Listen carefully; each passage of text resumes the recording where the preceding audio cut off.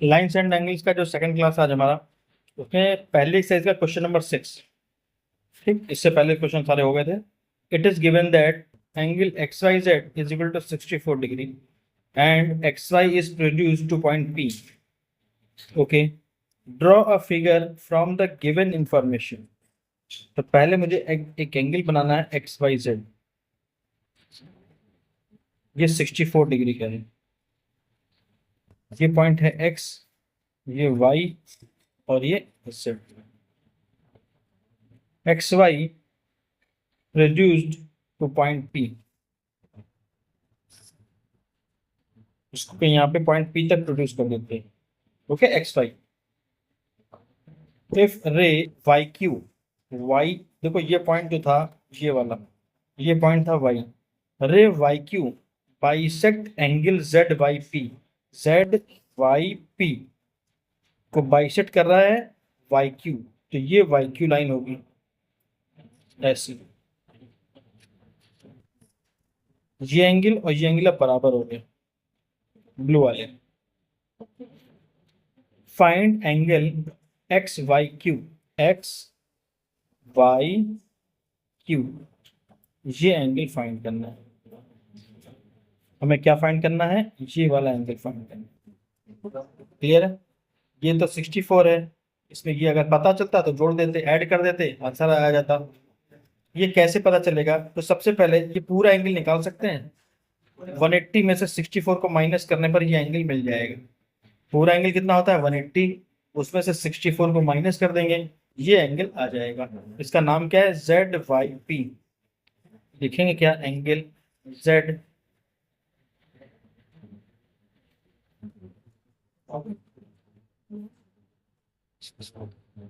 Angle Z Y P, Z Y P is equal to 180 minus 64। Minus करिए, answer बताइए। 116। और ये जो एंगल है ये इस पूरे एंगल का हाफ है। क्यों? क्योंकि वाई क्यू बाइसेक्ट कर रहा है इसको। बाइसेक्ट का मतलब क्या होता है? ये इसका आधा है, हाफ। एंगल इसका नाम हुआ Z Y Q, Z Y Q is equal to half of 116। कितना हो गया? 58। ठीक है, ये एंगल कितना निकल के आता है? 58। टोटल कितना हो गया? एक्स वाई क्यू निकालना था, एक्स वाई क्यू।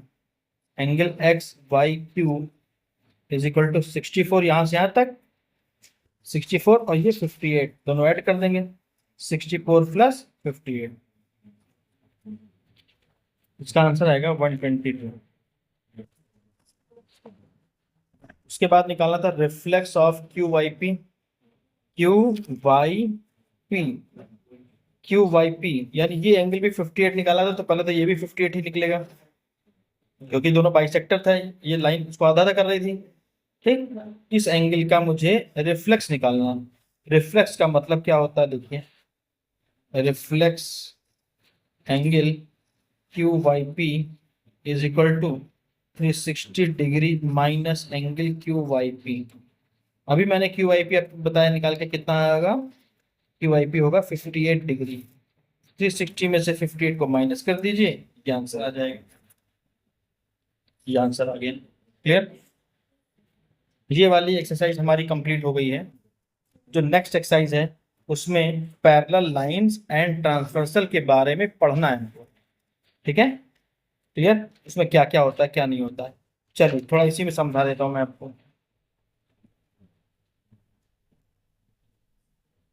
एक लाइन है हमारे पास, ये एल, एल दिखाई पड़ रहा है। एक लाइन एम है और एक लाइन एन है। ये दोनों लाइनें एम और एन ये पैरेलल नहीं है। ठीक है, ये पैरेलल नहीं। क्या ये पैरेलल है? नहीं। क्लियर? और ये जो एक लाइन है ये कट कर रही है, इसको ट्रांसवर्सल बोलते हैं। जो दोनों लाइनों को कट करके निकल जाए इसे क्या बोलते हैं? Transversal lines. क्लियर? ये और ये पैरेलल नहीं है, तब भी ये ट्रांसवर्सल कहलाएगी। ठीक, ये एंगल 1 है, 2 है, 3 है, पी ये 4 है। इसका इस पॉइंट का नाम P है, इस पॉइंट का नाम Q है। एंगल 5 6 7 8। क्लियर? कोई कंफ्यूजन? 1278, देखो ये 1, ये 2, ये 7 और ये 8, इन चार एंगल को, इसको इसको इसको इसको क्या हम बोलेंगे? Exterior angles. क्या बोलेंगे? ये बाहर की तरफ है।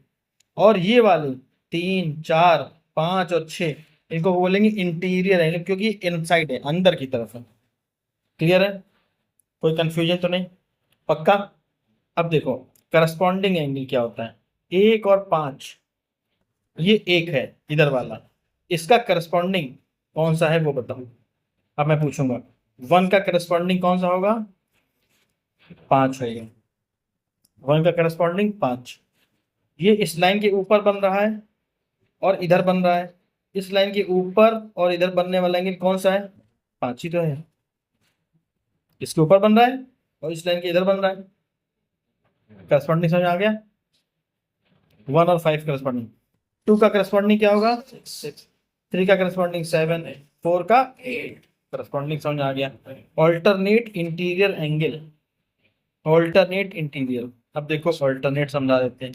ये एंगल जो था 4 और ये जो एंगल था 6, ये ऑल्टरनेट इंटीरियर एंगल्स हैं। क्या है?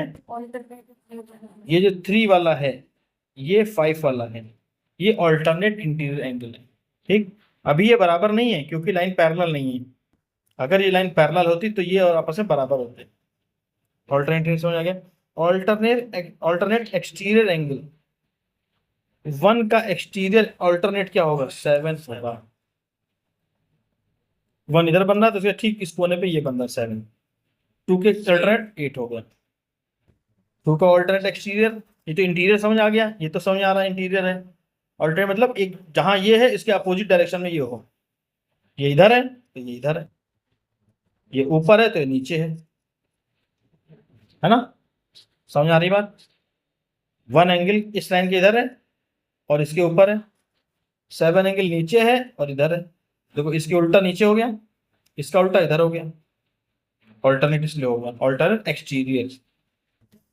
1 7 हो गए।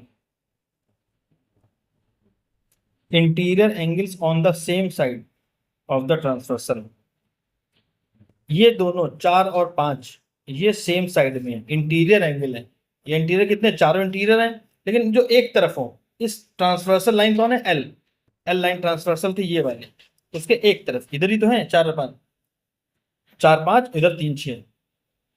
ऑल्टरनेट सॉरी ऑल्टरनेट नहीं, interior angle on the same side. ये इंटीरियर एंगल है एक तरफ में। ठीक, समझ आ गया तो क्या क्या कहते हैं? फिर आगे हमारे पास है कंसेक्यूटिव इंटीरियर एंगल्स और को इंटीरियर एंगल्स, इनको नाम है। Interior angles on the same side of the transversal are also referred as the consecutive interior. देखो interior angle on the same side, जैसे 4 और 5 है यहाँ पे, ये कैसे इंटीरियर एंगल है ऑन द सेम साइड, एक ही तरफ है। इनको क्या कहते हैं? कंसेक्यूटिव इंटीरियर एंगल भी कहते हैं, या इनका दूसरा नाम एलाइड एंगल्स भी कहते हैं। इनका क्या नाम है? Allied angles. क्या नाम है? Allied angles. तीसरा नाम है को इंटीरियर एंगल। 3 नाम है। इन दोनों को क्या कहेंगे? को इंटीरियर या अलाइड या कंसेक्यूटिव इंटीरियर या interior angle on the same side, इतने नाम। ठीक है। अब थ्योरम या axiom. If a transversal intersect two parallel lines then each pair of the corresponding angle is equal.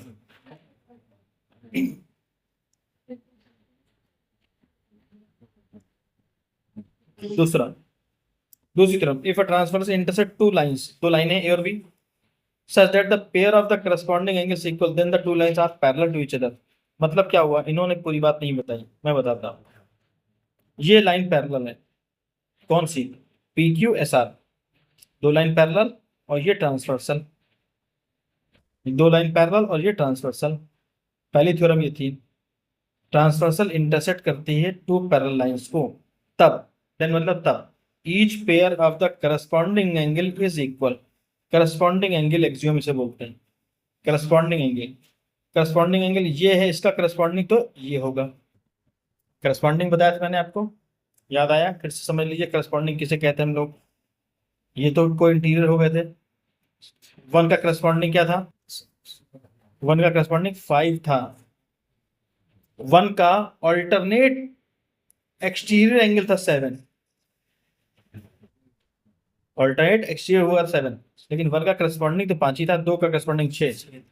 तो उसी तरह सारे करस्पॉन्डिंग एंगल बराबर होते हैं, ये इसके बराबर होगा, ये वाला इसके बराबर होगा, ठीक, ये इसके बराबर हो गया, ये वाला इसके बराबर हो गया, ये वाला एंगल इसके बराबर हो गया, ये चौथा वाला इसके बराबर, क्लियर, ये इसके बराबर हो गया, ये इसके बराबर, ये इसके बराबर, ये इसके बराबर।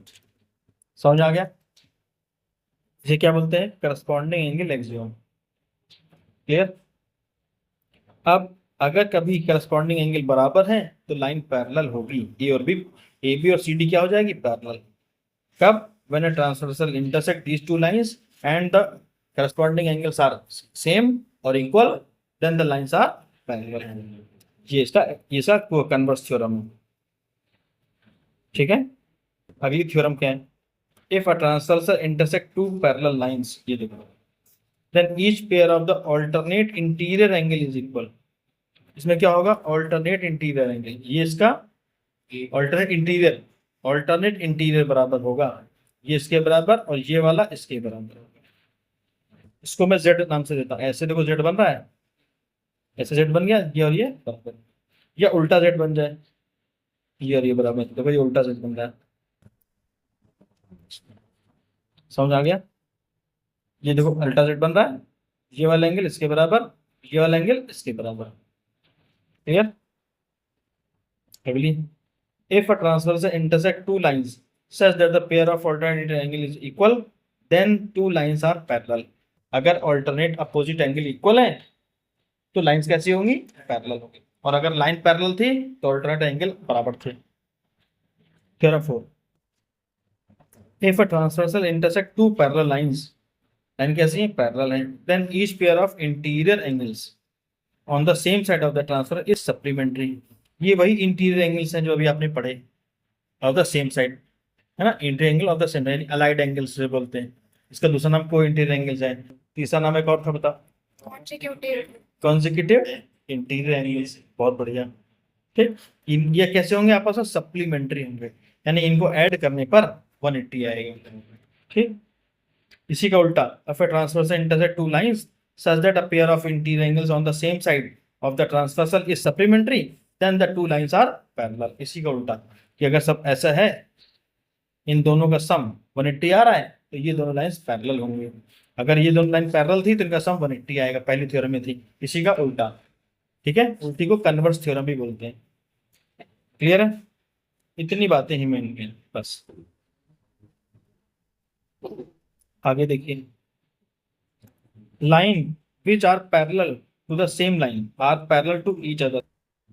Lines which are parallel to the same line, कोई एक लाइन है, कोई एक लाइन है ऐसे, इसके पैरेलल ये लाइन, इसके पैरेलल ये लाइन, लाइंस, ये दोनों लाइंस हैं इसके पैरेलल, इसके पैरेलल, तो ये आपस में भी पैरेलल होंगी।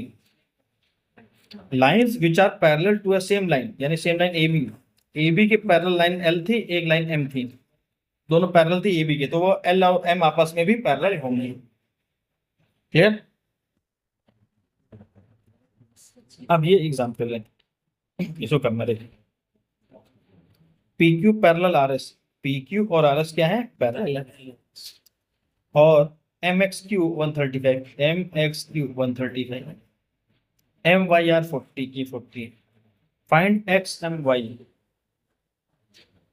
ये एंगल निकालना है, ये एंगल निकालना। क्लियर? तो जब कभी ऐसा डायग्राम बन जाए जहां पे एंगल निकालना हो, इस पॉइंट एम से एक लाइन ड्रॉ करिए आप, इसके पैरेलल, इसके पी क्यू के पैरेलल ड्रॉ कर लिया बाय कंस्ट्रक्शन, ये इसके पैरेलल है, ये इसके पैरेलल है और ये इसके पैरेलल, तो ये आपस में तीनों पैरेलल हो गई, हो गए पैरेलल, ठीक। ये 135 है तो ये एंगल कितना होगा? 135। या इसको मत निकालो, इसको निकालो, इसका और इसका सम, क्या ये 180 होगा? क्योंकि कोई इंटीरियर एंगल का सम 180 हो तो सप्लीमेंट्री हो, तो अभी पढ़ा है मैंने। इसको मान लेते हैं x प्लस 135, कितना आएगा? 180। ये कितना आएगा? 180 माइनस 45। ये वैल्यू आ जाएगी 45। क्लियर? अच्छा, ये 40 था तो ये एंगल भी 40 ही निकलेगा। क्यों? ये ऑल्टरनेट अपोजिट एंगल हो गया। इन दोनों का सम कितना हुआ? 45 और 40 का सम 85। ये एंगल कितना निकल के आया? 85। इसका आंसर हो गया 85। क्लियर? समझ में आ गया? लिखने का तरीका पूरा ऐसा है, ये आप नहीं लिखेंगे, बस ऐसे लिखा जाएगा पूरा। क्लियर? आगे देखिए, ये आप खुद करेंगे अभी आप। सेकंड एग्जाम्पल, ये भी आप ये करेंगे, एग्जाम्पल 6 करेंगे। चलिए एग्जाम्पल 5 और 6 मुझे करके दिखाइए, जल्दी से करिए। एग्जाम्पल नंबर 6 देखते हैं। ये 3 लाइनें ए बी सी डी और ई एफ पैरेलल है। ये ट्रांसवर्सल है, ये ट्रांसवर्सल है। ये 55 है। एक्स वाई और जेड की वैल्यू हमें निकालनी है। डायग्राम पे देखो सिर्फ, ठीक है। ये 55 है तो वाई कितना होगा?